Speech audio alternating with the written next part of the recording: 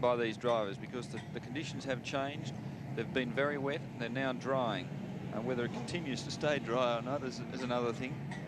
We have most of the cars on intermediate tyres, that is slick tyres that have a light groove in them that will give them adhesion both in the wet and in the dry. But of course, if it dries out, the tyres can wear prematurely. If it rains heavily, they won't be all that suitable. So it's all a bit of a gamble. That's the grid. On a drying track, most of the drivers, as Bob Morris says, are on intermediate tyres. Jim Richards, for the first time ever on pole position, he's only ever faced Dick Johnson across a grid like this once before, and he won the dice from the start. But on a wet track, he has to take a lot of revs, whereas Dick Johnson's got a lot of torque with the big V8 Falcon, and therefore might be able to get his power to the ground easier from the start. He's got plenty of encouragement here in front of his hometown crowd.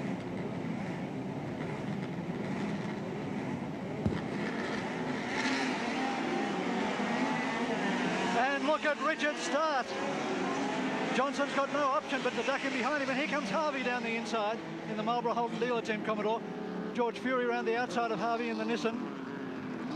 Perfect start from Jim Richards.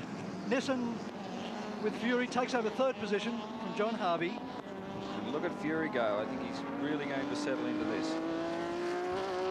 Peter McLeod back in fifth position. Behind him, Warren Cullen in the Holden Commodore. And look at Jim Richards. Isn't he skillful there, throwing that big BMW around in slippery conditions? Should be a little bit exploratory on the first lap, but these boys are really going for it. McLeod had to change a tail shaft after an early morning practice session this morning when a vibration appeared in the motor car. So he should be feeling out the motor car at this stage. McLeod, the only man who can really challenge Dick Johnson. And look at Fury. He's coming right up there. He's in a perfect position. Richards covering himself.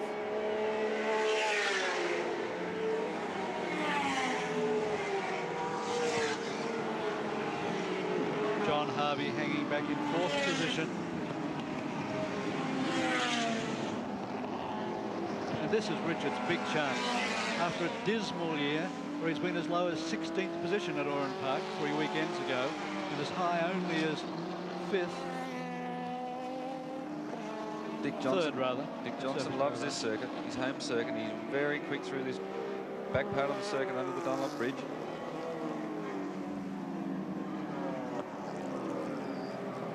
And now the little Nissan Turbo of George Fury climbing all over the back of Dick Johnson. Johnson's having a little trouble getting his power down up the steep part of the circuit. Fury is very close here coming onto the main straight. He'll try and set himself up for a braking pass at the end of the main straight as they enter the Porsche carousel.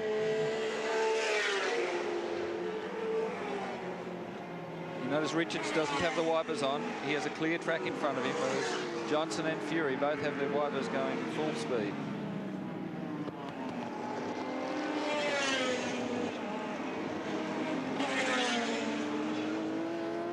And Johnson catches Richards as they come up to the BP rise there. Richard seems to be working very hard at the wheel, Bob. Well, he is working hard because he doesn't have the power of the V8, but he certainly has the handling and the skill in these wet and slippery conditions. Two cars here in the BMW and the Nissan that haven't performed creditably all year, and Harvey's off. Harvey's off at Hungary, Valvoline corner. Oh yes, and the Nissan's through. Fury's past as they enter the main straight. The pressure's really on Richards now. 60.6 seconds is the lap time, an average speed of 142.6 kilometers an hour. Look how Fury caught up there. Right on Richards' tail there now. Lap record is 56.8 seconds standing to Alan Moffat, so we're 4 seconds outside the lap record in these sort of conditions. This is a big chance for George Fury. We're seeing the two drivers who most want to win in a straight-in touring car round now dicing for the lead.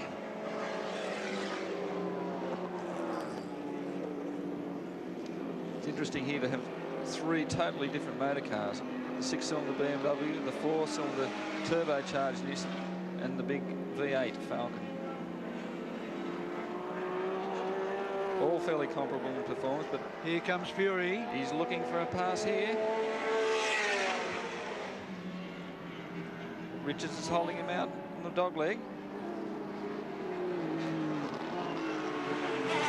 Fury's going to have to be a bit patient, I think, because he has the big V8 Falcon breathing down his neck, and Johnson really wants to perform. And here he comes. He's passing a terribly difficult position down there. And he's done it. So George Fury takes over the lead in the Australian Touring Car Championship, round 6 at Lakeside. Jim Richards in 2nd position in the BMW, Dick Johnson in 3rd position. Johnson has to finish 3rd in the Australian Touring Car title here today to win his 3rd Australian Touring Car Championship. He can afford to hold back and cruise, but that's not what Dick Johnson's doing in front of his hometown crowd. He's a racer and he wants to race. Lester Spurton retires the Holden Gemini, the slowest car in the event, probably wisely so. George Fury opens a small advantage on the BMW. I think he's opened a large advantage on that.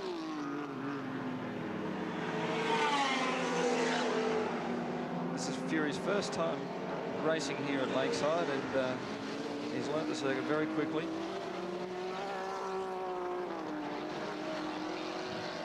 I know it sounds silly, but conditions do suit George Fury to a certain degree, in as much as he's a man who loves a car that twitches and slides. And he's got magnificent car control.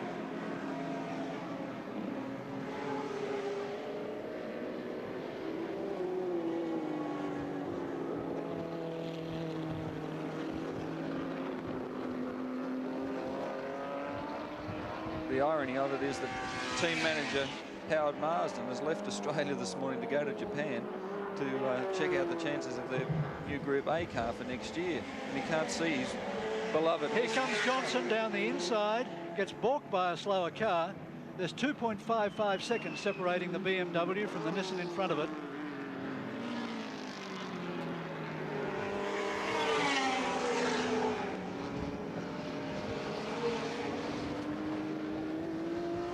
It's interesting now, the track is drying a little. It hasn't rained for some time. A breeze has sprung up, and we could see the cars like Warren Cullen, who was elected to run quite a hard, comparatively hard tyre, a dry weather tyre with just a light groove in it. He's perhaps one that we could see coming up later in the race to challenge these guys if it remains dry. Peter McLeod holds down 4th position. Behind him Warren Cullen, then comes Gary Wilmington, and the local driver Barry Lawrence in a borrowed Holden Commodore. Behind him Andrew Harris, and then Alf Grant.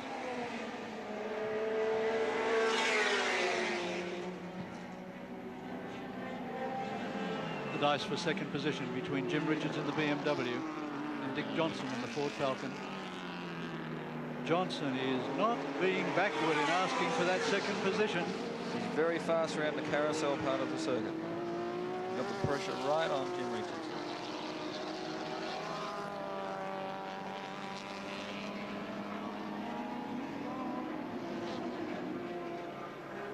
The last round of the Australian Touring Car Championship was won, in fact, by my co-commentator, Bob Morris.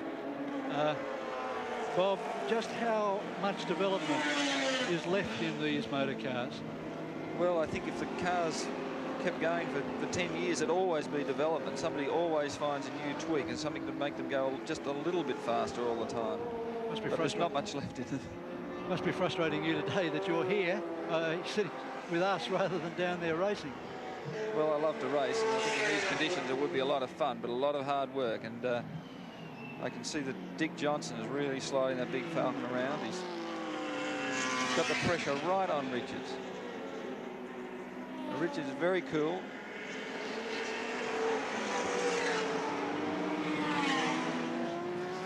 And here's Peter McLeod with Warren Cullen on the inside of him. This is a replay, and this is a manoeuvre that's going to take out Peter McLeod off at the top of the circuit. This is the Motorcraft loop See Barry Lawrence's Holden Commodore coming through behind. Good driving by McLeod to recover from that and get back onto the circuit. Unbelievable recovery. Back to the dice for second position. Well, Cullen's being very aggressive there, and he's coming up in through the field. I guess he wants to have a go at the leaders. Cullen currently lying in fourth position. And he's some 15 seconds behind this dice for second place. Behind Cullen is Gary Wilmington. Then Barry Lawrence. Andrew Harris. And then Peter McLeod in the Slick 50 Mazda. Followed by Alf Grant. He's having a go here. He's having a go. Discretion was the better part of valor there. Now a slower car to be lapped. He's getting very wisely right out of the way. Down into Hungry Corner.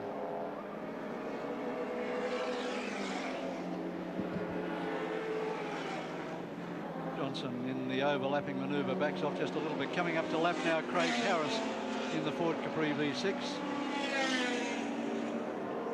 Only 19 years of age. Harris gets out of the way. Look at the lock that Jim Richards had on that car as he came through Castrol Corner onto the main straight.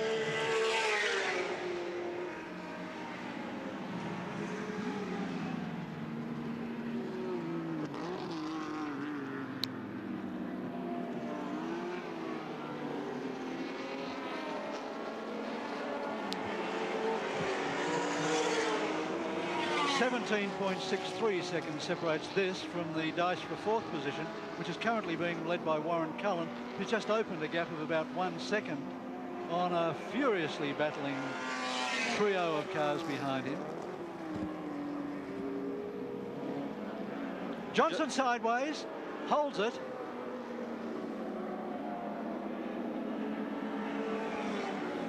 It takes a lot of car control to get yourself out of that situation. As Bob Morris said, the track in an incredibly strange position at the moment, where it's dry in some parts, wet in the other. There's Warren Cullen in fourth position in the Kmart car.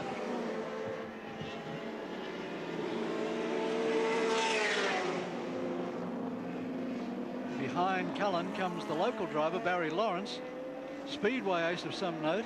This, in fact, is the car that Bob Morris raced with and won at Surfers Paradise 2 years ago in a long-distance endurance event. It has always been regarded as one of the very best racing Commodores built in Australia, Bob. Well, it was built by Recar Racing, and it was a good car. It was driven by Ron Wanless at Bathurst, and I think from memory when I drove that car, I didn't quite win. I was second by a few seconds, but it was still a very good car. But Cullen's having trouble fighting him off here. It's a very good drive from Barry Lawrence, considering his comparative lack of experience.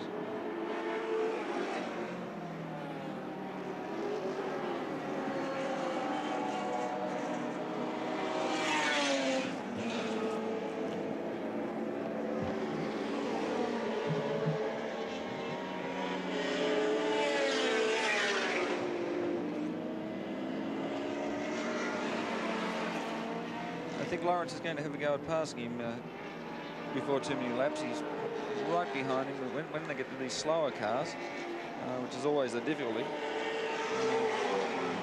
16.1 seconds separates them from Dick Johnson, still lying in third position. So the gap closing somewhat. They had been out to 18 seconds. There's Johnson. He appears to have dropped the pressure off Jim Richards a little. Jim has a couple of car lengths gap there, which is the most they've had all race, I think. Johnson may be starting to think that third place and his third Australian touring car title wouldn't be such a bad idea. But boy, he's quick across through the motorcraft loop.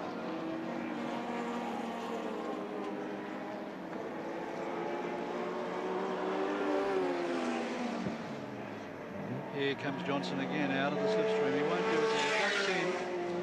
Shows you the power of the six-cylinder BMW, and the V8 Falcon at nearly twice the engine capacity. You can't pass him on the main straight.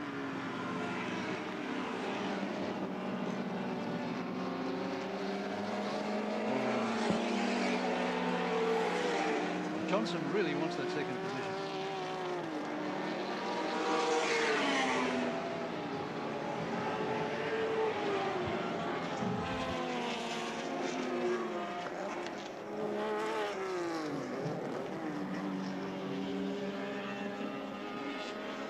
There's Fury in the lead.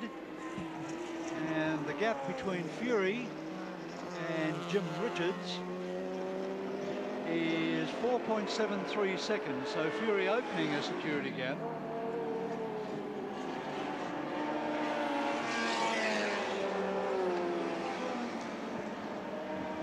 With 4 seconds with so many laps to go, it's a nice buffer, but it's still a long way to go and anything can happen. This race over 35 laps, 84 kilometres. They're currently on lap 13.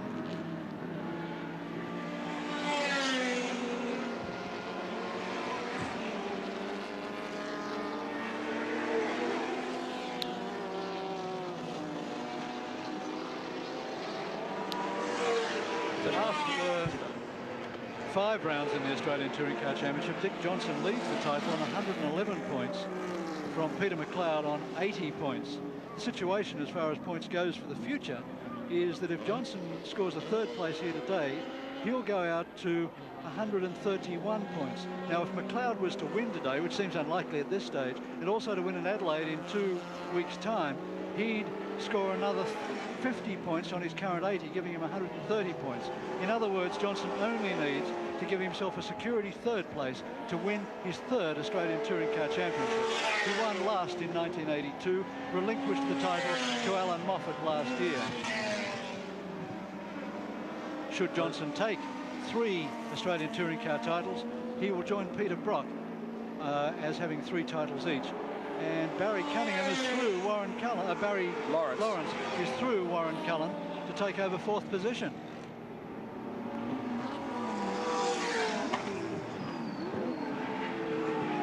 Driving quite aggressively in these slippery conditions. It's good to see him having a go. The all-time record holder in Australian Touring Car Championship wins is Ian Pete Gagan with 5 rounds on 4 Australian Touring Car titles. Both Bob Jane, who's at Le Mans today watching Peter Brock in action, and Alan Moffat, who we understand is in Melbourne watching us. Moffat broke his finger in his hand at Surfers Paradise International Raceway. Dick Johnson now down the outside. And Dick Johnson's got him here. He's on the inside for the braking area, and he's done. He's through. You'll find that he's much faster around this Porsche carousel, and you'll get a gap on Jim Richards that I don't think Jim will be able to get back again.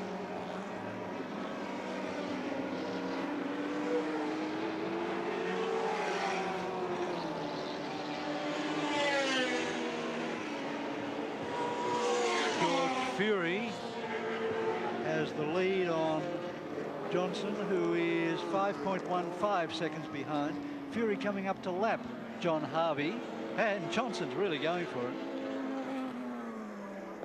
Well, I think Dick is finding the conditions are drying a little bit. Is possibly suiting his car a little better than the wet was, and he's taking advantage of it. Whether he can actually catch the flying Nissan is another thing to be reckoned with. But you can see the gap that he's opened up on Richards. It just shows that Richards was holding him up considerably there for a few laps. In fact, the gap is 2.3 seconds back to Richards, while it's 5.32 from the Flying Fury back to the aggressive Johnson. I think they're all aggressive out there today. And Fury's through John Harvey. What a disappointment for John Harvey, who really was looking at this event today as an opportunity to really prove his mettle in Australian touring car racing, driving the boss's car.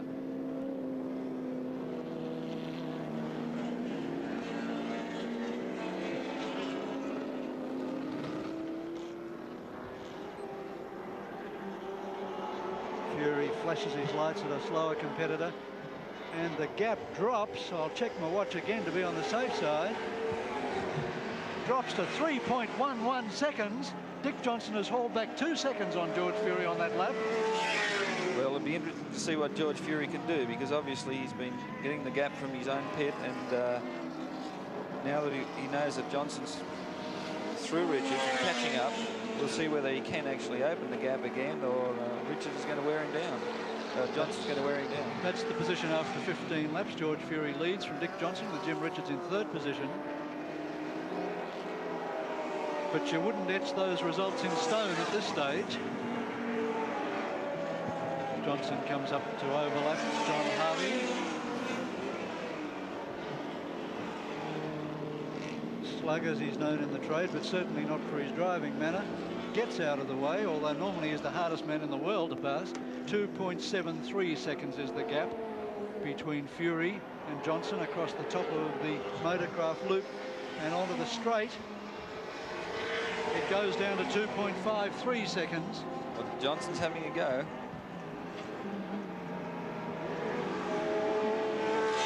The question is, Bob, as Johnson's on intermediate tyres and the track is drying, will the tyres of the big Ford Falcon do 35 laps? Well, they're both on intermediate tyres. Fury is on Avon intermediates. We're not quite sure what compound. They could be quite a soft compound. Whereas Johnson is on Dunlop intermediates. Now, a lot depends on the compounds that they're using, whether they're going to deteriorate as the track dries. It's all a bit of a lucky dip when you start the race in these wet conditions, whether you're going to shower again as it did at surface, or it's going to dry, as it appears to be now. Fury's taken the challenge. He's opened the gap to 2.76 seconds. Only marginally opening it, but he now knows that Johnson's there.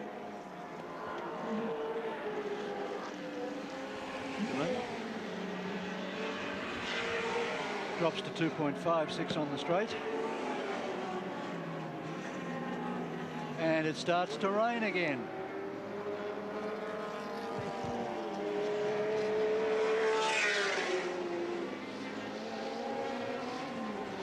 George looked in his rear vision mirror there to see if you could see the green Falcon appearing over the horizon. Fury currently lies in 18th position in the Australian Touring Car Championship with only 15 points scored in the first round when he took 5th place at Sandown in February. Since then, he's had a dismal run, having electrical problems at Simmons Plains and then having to take on the spare team car, only to have the rear axle break on the starting line when it took more power than it could stand. Then staying away from Surface Paradise to try and find reliability matched with power, only to be taken out on the second corner of the Oran Park round when he made his return by Alan Grice, who tried to pass him on the grass on the inside going to the stop corner at the end of the main straight. And there's the Slick 50 car of Peter McLeod.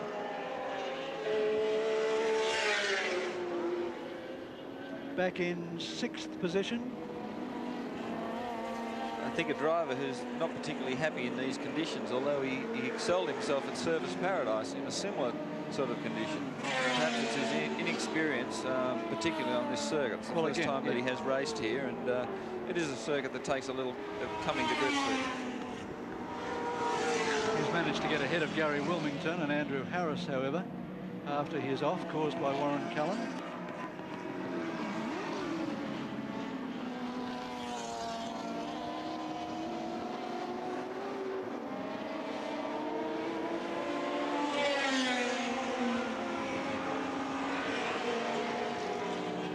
The rain comes down even heavier. It'll be interesting to see what effect this has on the gap between the leading Nissan of George Fury and the second place Falcon of Johnson.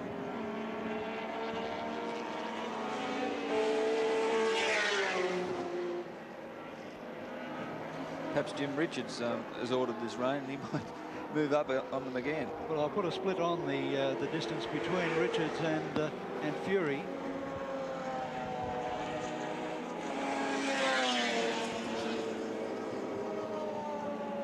It's a fair gap, in fact. In fact, from Richard's viewpoint, it's an unfair gap. He's dropped a long way back. Perhaps that's why team manager Frank Gardner was at the back of the pit doing that rain dance, or was he stamping on cane toads?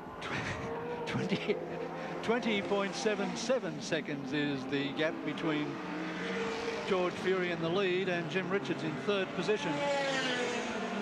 So it would take quite a deal of rain to let the Rainmaster make up that sort of a gap. With half the race now run, there's the 20-lap order: George Fury, Dick Johnson, Jim Richards.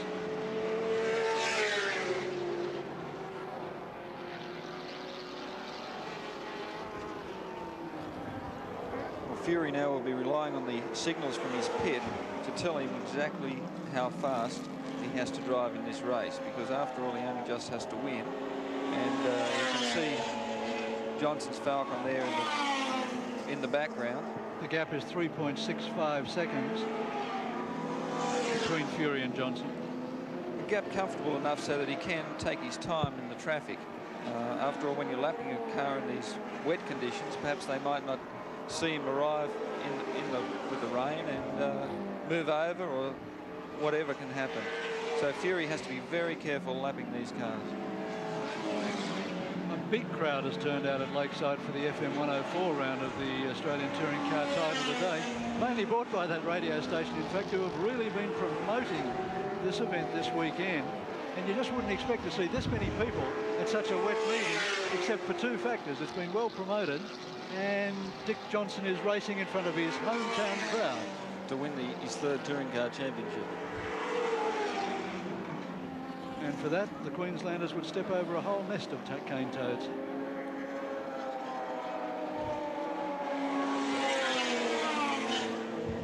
Fury's not resting there. He's really pressing on. Two slower cars between Fury and Johnson, slowing him down through the loop, in fact, and he drops to 4.68 seconds behind George Fury. There's now not only rain but high winds sweep in across the Lakeside circuit and almost blow our commentary position away. Well, Johnson, of course, wants to finish first of all, and secondly wants to win. So to finish, he has to be very cautious when he's passing his lap cars, because one off could see him right out of the race. There's Barry Lawrence in fourth position, dicing with Warren Cullen. Cullen coming down the inside. Not the place to pass, is there? Lawrence has got the gate on him, but Cullen, as they come down the straight, is side by side with him as they come down past the start-finish line, and may take over the lead as they go through the loop. Lawrence has to back off, and Cullen takes it back over. Cullen in the Kmart car, lying in fourth position in the Australian Touring Car Title on 62 points. He's been consistent this year, and his professional approach to his motor racing has helped him have consistent high placings. Well, he's had 3 fifths, a 6th and a 12th, in fact, in the Australian Touring Car Title to date.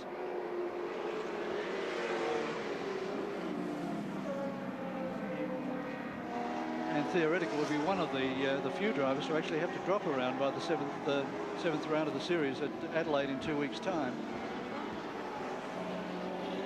Drivers can test 7 rounds, but in fact they're counted only in their top 6, so they get to drop a mistake. Dick Johnson hasn't had a mistake yet. He's finished high in every round. George Fury has had far too many mechanical errors. You can't blame any of them on the driver.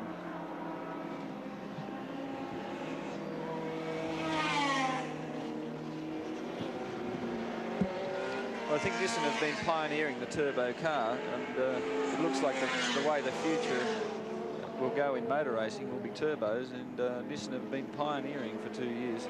And good luck to them if they get their car up here in this sort of position.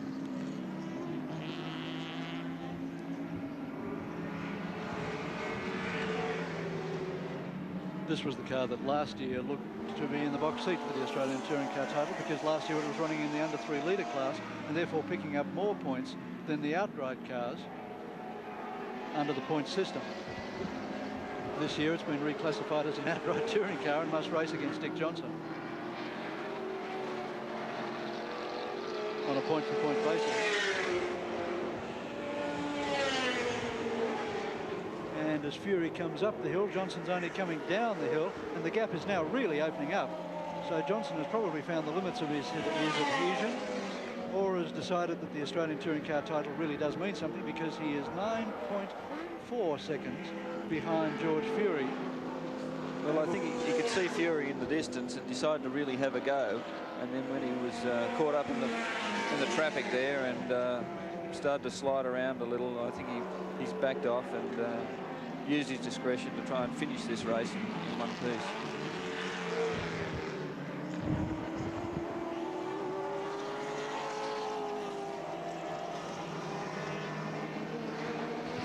After 25 laps, 10 remaining, the order still remains George Fury, Dick Johnson and Jim Richards. Richards is 25.6 seconds behind Johnson.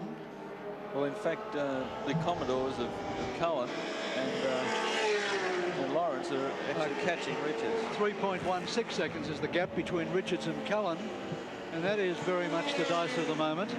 There's Richards in the JPS BMW. Richards so far this year has scored a 3rd, a 4th and a 16th 3 laps down at Oran Park after having his brake line torn off by the debris strewn up by the Alan Grice George Fury crash. And Jim delighted this morning that he'd taken pole position. First time ever that the JPS BMW has been on pole. As we watch George Fury, less than 10 laps remaining to his first Australian Touring Car Championship win in this year's series.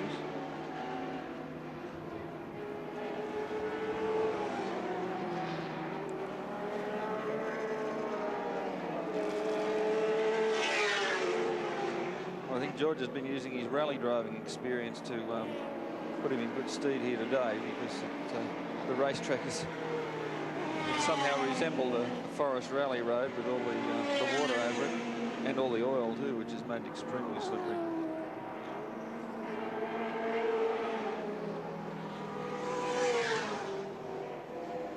In fact, Fury didn't get any wins last year either. He took 2 second places. A 3rd, 3/4.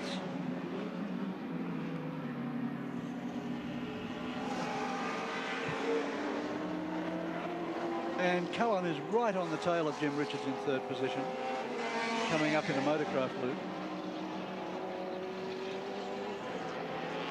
There they go, and Cullen now charging down the inside of Jim Richards and takes him. So the 3rd place changes in favour of Warren Cullen.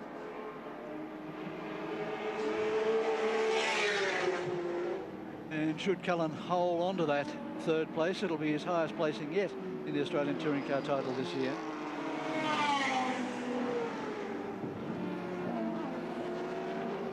And Cullen having his own little battle in the point score situation. On 62 points, he stands to take over 3rd position in the Australian Touring Car title this year from Peter Brock. Brock racing at the Le Mans 24-hour race today, will be back in time to run at the Adelaide round in 2 weeks' time. Brock currently holds 73 points in the title, and Cullen currently holds 62. A good result from Cullen today could see him hold out Peter Brock in 2 weeks' time to take 3rd place in the title behind Dick Johnson and Peter McLeod. That'll be a good result for Cullen, who brought new sponsorship into motor racing this year with Kmart.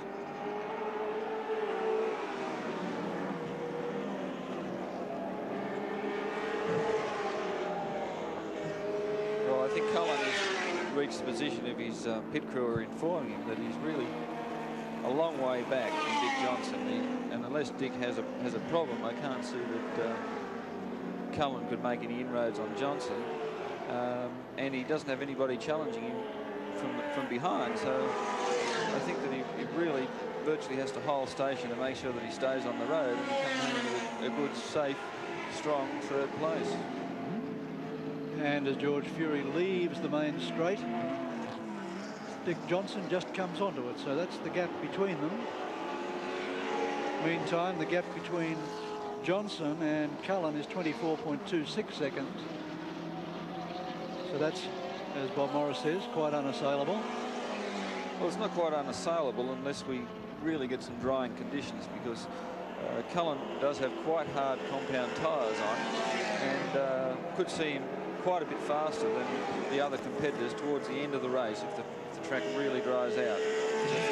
Softer intermediate tyres would be taking a bit of a hammering by now. Peter McLeod now moves to within 3.47 seconds of Jim Richards. So Richards obviously has a problem in 4th position. Dick Johnson a little bit sideways up through Hungary, aptly named in fact.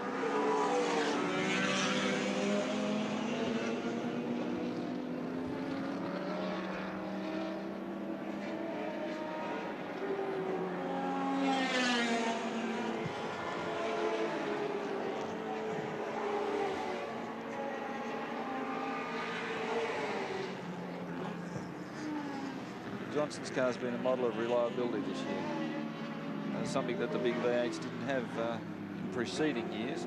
To a degree, Bob, it's been a bit forced on him, though, because the car still doesn't handle all that well, so he's not been able to fully explore the full potential of the engine. Well, I think it's not handling too badly in these sort of conditions today. You know, if you have a bad handling car, it just doesn't handle in slippery conditions. And this car's doing a good job. And Dick's looking really good there right now. And he looked good at Surface Paradise in slippery conditions, where he drove excellently to take the win there in front of his hometown crowd.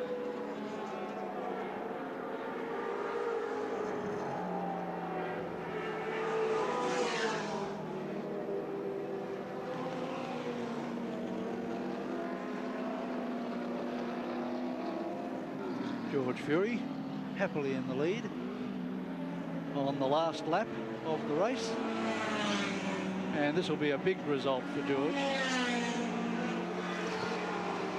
but it'll also be a big result for Dick Johnson, because with only 2.4 kilometres remaining, you've got to say that Dick Johnson has wrapped up the Australian Touring Car title for 1984, and the hometown crowd will go wild.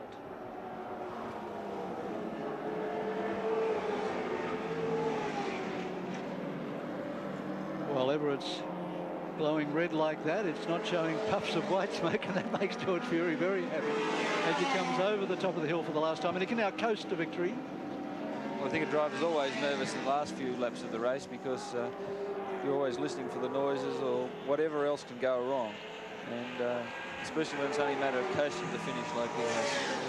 And the checkered flag comes out for George Fury, winner of the Australian Touring Car Championship Round 6 at Lakeside Circuit, and here comes the winner of the Australian Touring Car title for 1984. In second position in this motor race, Dick Johnson from Queensland in the Ford Falcon. And Dickie's done it. 1981, 1982 and 1984 Australian Touring Car champion. Third position will go to Warren Cullen, who comes up to lap John Harvey and won't pull out of the slipstream in time to do it. And there's the dice for fourth place between Jim Richards and Peter McLeod. McLeod desperately needs those points. Jim Richards can't do anything with them, really. And side by side, they come to the finish line, and it's anyone's race. And it's Jim Richards takes fourth position. A good drive and a good result for Jim Richards in the JPS BMW. Peter McLeod in fifth.